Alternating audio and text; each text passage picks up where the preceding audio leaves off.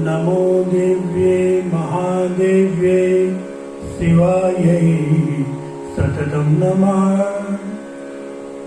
नमः प्रकृतिभद्रायै नियता प्रणता स्मता।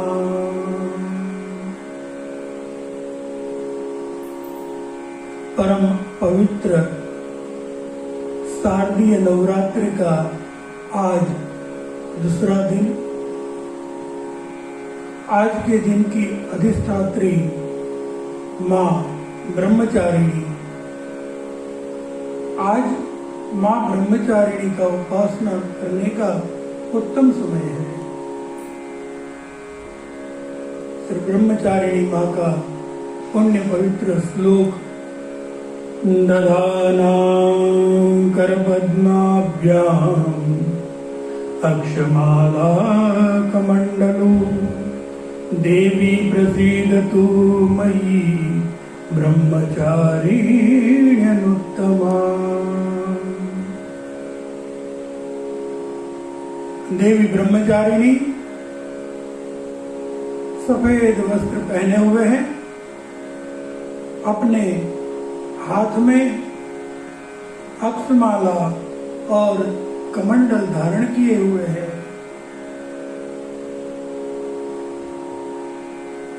ब्रह्मचारिणी इसका शाब्दिक अर्थ होता है ब्रह्म का आचरण करने वाली। ब्रह्म माने तप, त्याग, वैराग्य, सदाचार और संयम, इनको ब्रह्म कहा गया है। ब्रह्मचारिणी इनकी साधना करने से, इनकी उपासना करने से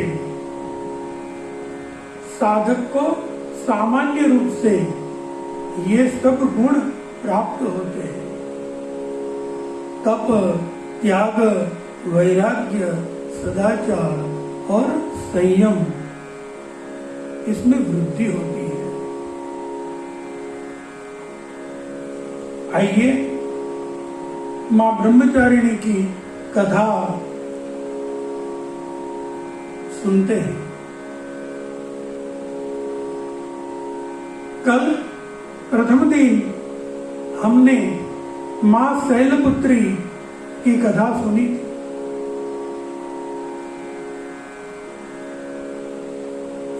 शैलराज हिमालय के यहाँ जब बेटी का जन्म हुआ, पूरे ब्रह्मांड में आनंद उत्सव मनाया गया। देवताओं भी हर्षित हुए, क्योंकि सब जानते थे कि ये सती का पुनर्जन्म है। नारद जी हिमालय के यहाँ गए हैं। हिमालय ने नारद जी का खूब सम्मान किया और अपनी बेटी इसका भविष्य जानने की अभिलाषा जताई।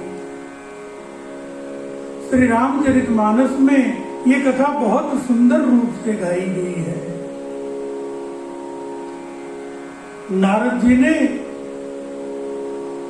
उमा का हाथ देखा और कहने लगे कि हे मैना, हे हिमराज, आपकी पुत्री ये तो इतना बड़ा भाग्य लेके आई है। पूरी सृष्टि में इनका नाम होगा। पतिव्रता स्त्री इनका नाम लेकर के अपना पतिव्रता धर्म पूर्ण करेगी। लेकिन इनके हाथ में ऐसी रेखा पड़ी है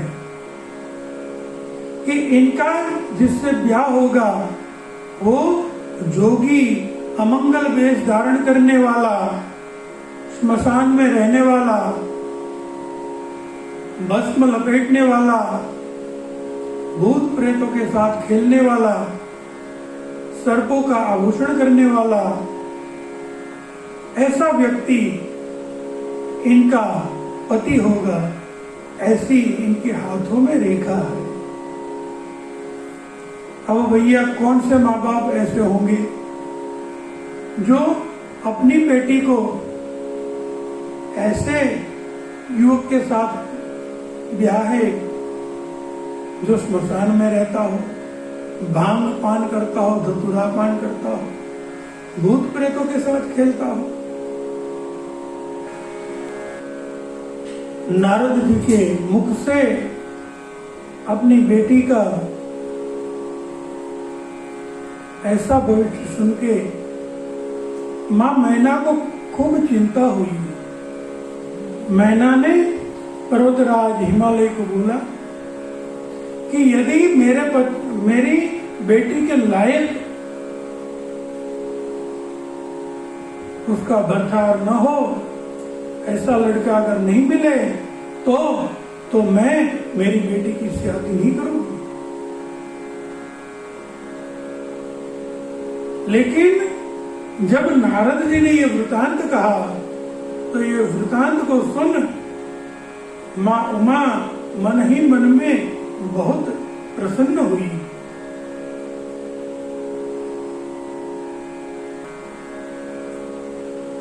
अपने पूर्व जन्म की स्मृति उनको थी और जब योगाग्नि में शरीर की आहुति दे दी तभी मांगा था कि जन्म जन्म रति शिव पद।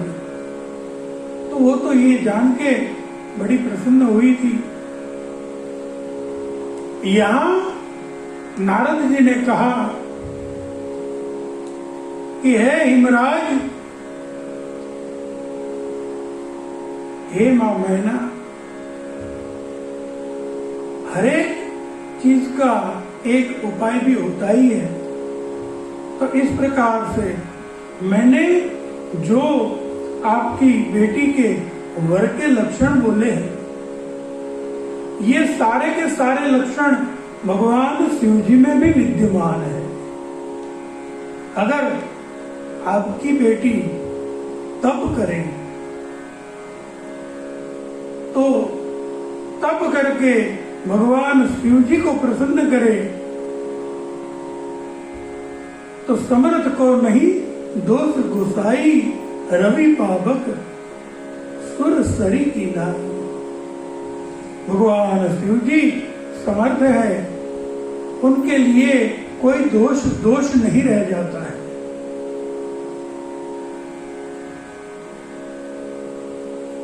शैलराज हिमालय ने भी मैना से बोला, बेटी को तप का उपदेश दीजिए। और देखिए हमारे यहाँ ये परंपरा भी है, छोटी छोटी बच्चियां माँ दुर्गा के अनेक व्रत करती है और उनके आदर्शों को अपने जीवन में धारण करती है। मां मैना सोच रही थी कि अरे अभी तो मेरी बेटी सुकोमल है, उसको तप करने का उपदेश मैं कैसे कर सकती हूँ, मैं कैसे बोलूंगी। लेकिन जब मां मैना उमा के पास गई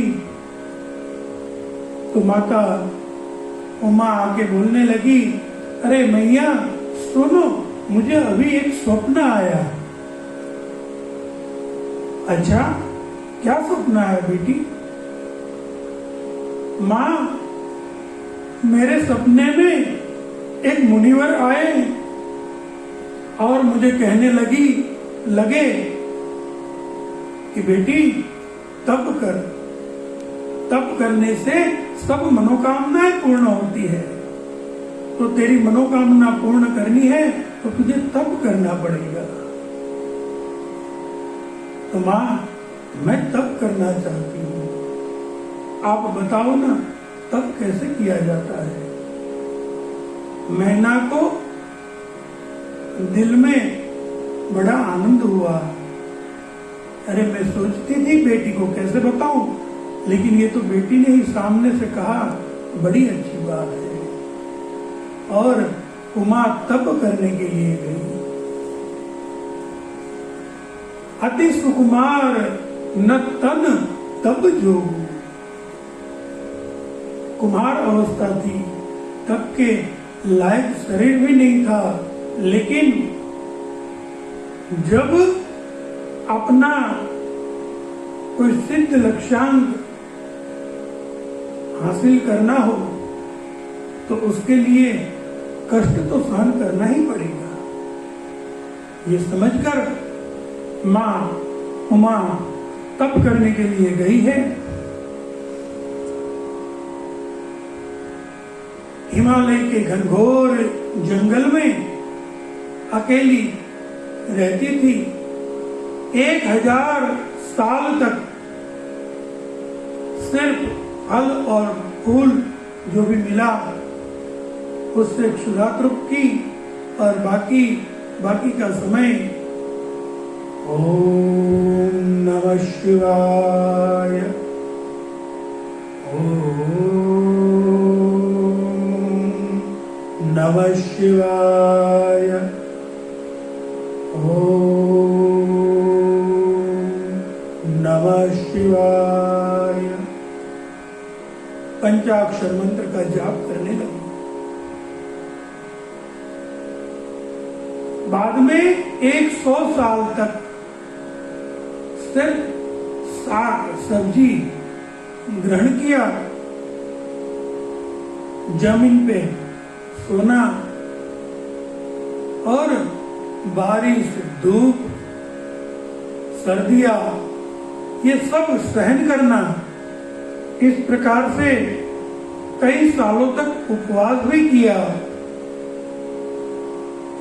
फिर 3000 साल तक सिर्फ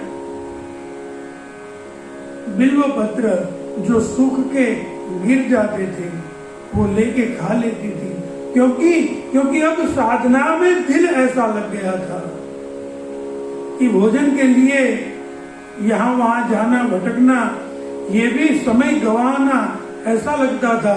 इसलिए माँ उमा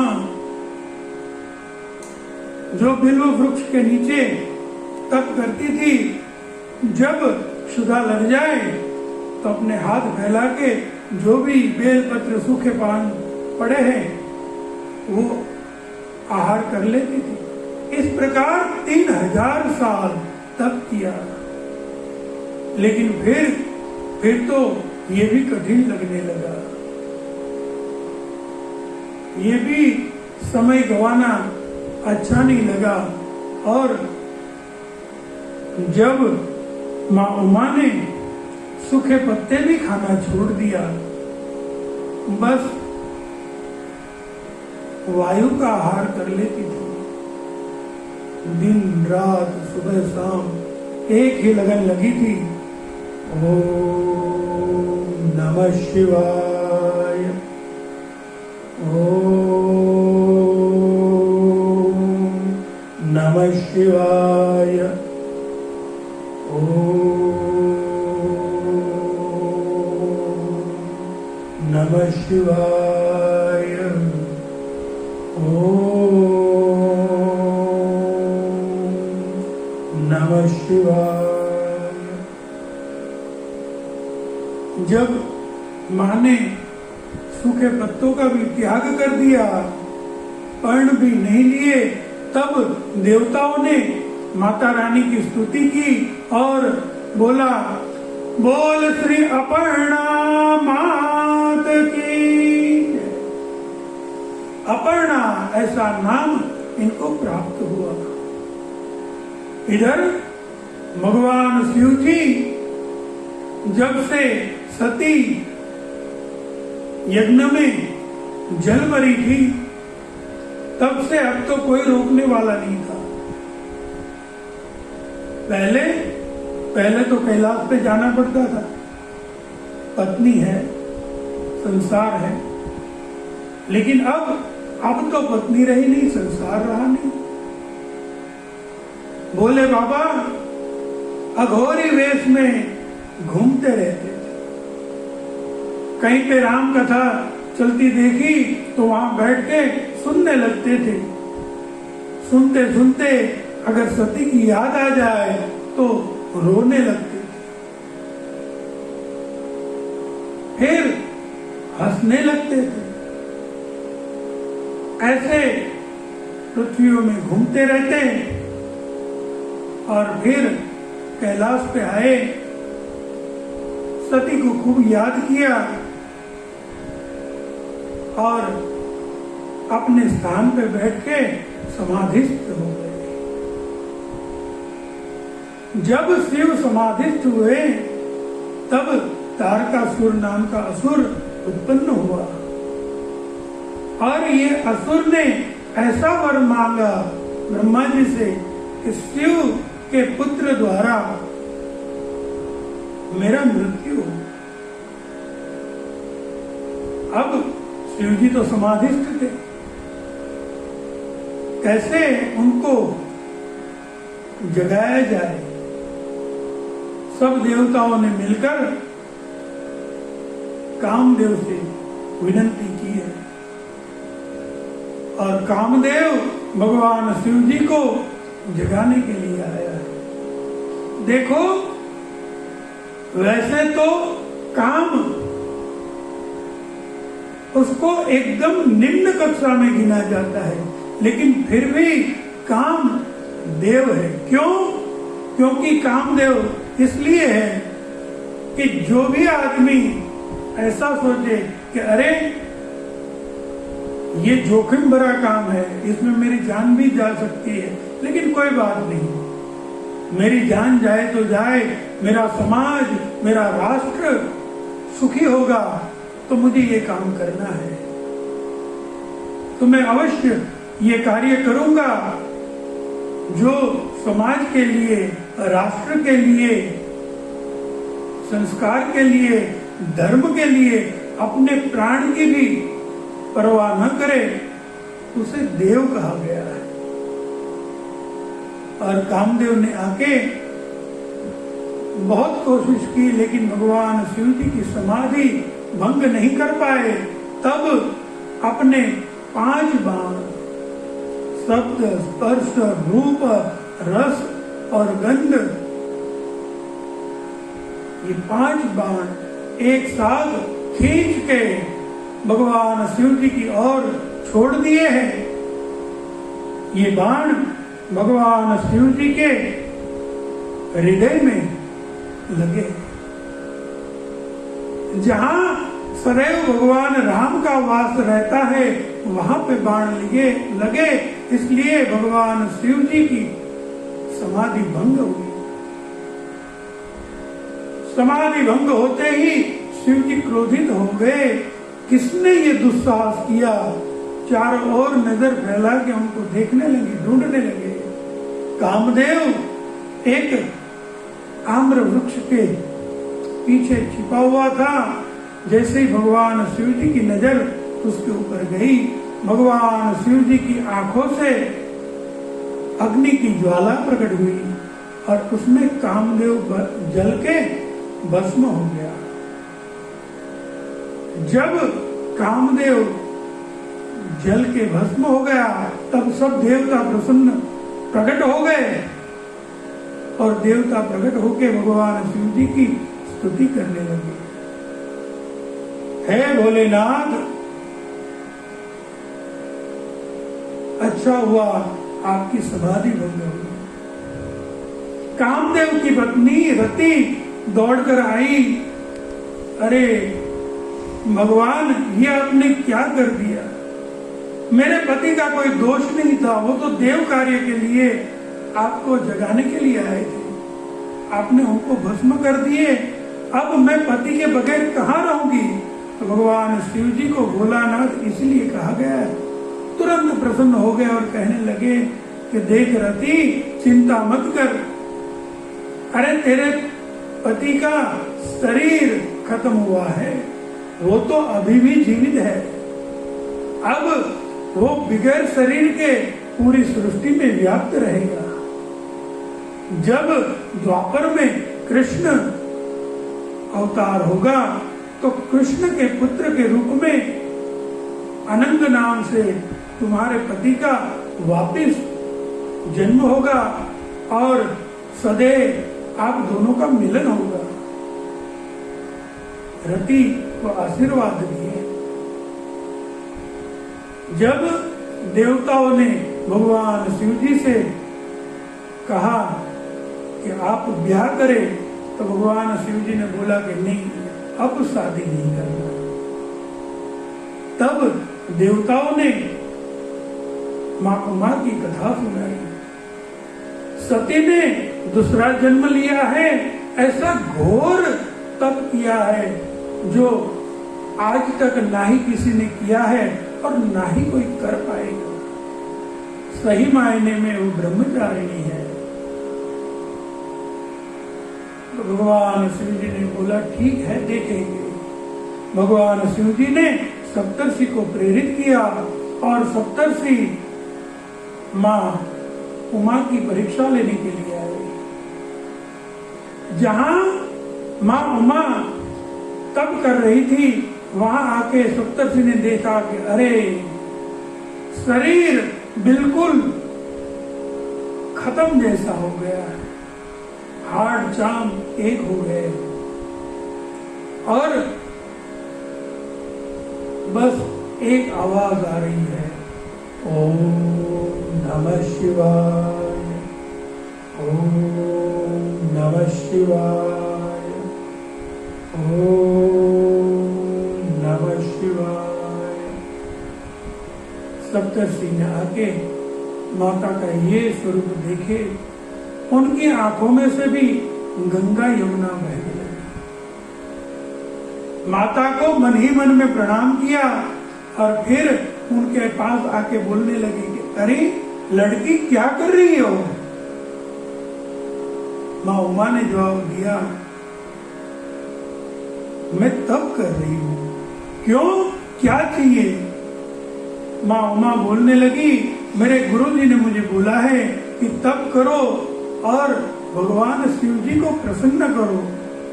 भगवान शिव जी, उसको मैं अपने स्वामी के रूप में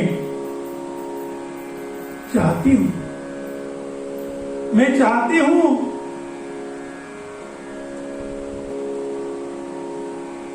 मां उमा कहने लगी, मेरे गुरु नारद जी ने मुझे उपदेश किया है कि तप कर। मैं तप करके भगवान शिव जी को प्रसन्न करना चाहती हूँ। मैं उनके साथ विवाह करना चाहती हूँ। सप्तर्षि कहने लगे कि अरे रे रे रे, ये क्या कर दिया तुमने? नारद कभी किसी का अच्छा उसने सोचा है क्या? अरे तेरी जैसी कुमारी लड़की को ऐसा दुष्कर काम दे दिया, और वो भी किसके लिए? शिव, जो अमंगल वेश धारण करता है, सिर पे सांप लपेटता है, अरे भूतों के साथ खेलता रहता है, बैल की सवारी करता है।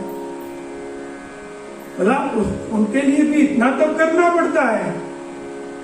चल, जब तूने इतना तप कर ही लिया है, हम तेरे लिए शिव से भी बढ़िया वर दिखलाते हैं, जो वैकुंठ में वास करता है। अरे कितने बड़े महल है उसके रहने के लिए, नौकर चाकर, खाना पीना सब कुछ है, और दिखता भी कितना सुंदर है। शिव के पास तो घर भी नहीं है। सप्तर्षि की बात सुन के मां उमा कहने लगी कि आपकी बात सही है, लेकिन मुझे मेरे गुरु के शब्दों में अड़ग विश्वास है। अब मैं यह तन शंभु हितहारी। अब तो बिना शिव जी मैं किसी से शादी का सोच भी नहीं सकती।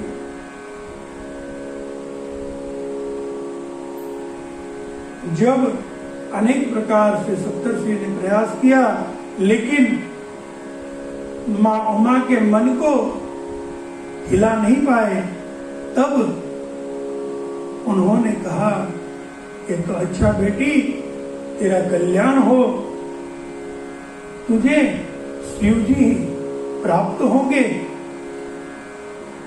हम तेरी परीक्षा लेने के लिए आए थे। अब थोड़े ही समय में आपके पिताश्री के यहाँ से आपको बुलावा आएगा, तो आप जरूर घर जाइए, आपको शिव जी से ब्याह होगा। राजा हिमालय के पास जाके सप्तर्षि ने सब बात बताई। हिमालय अपनी बेटी को लेने के लिए आए।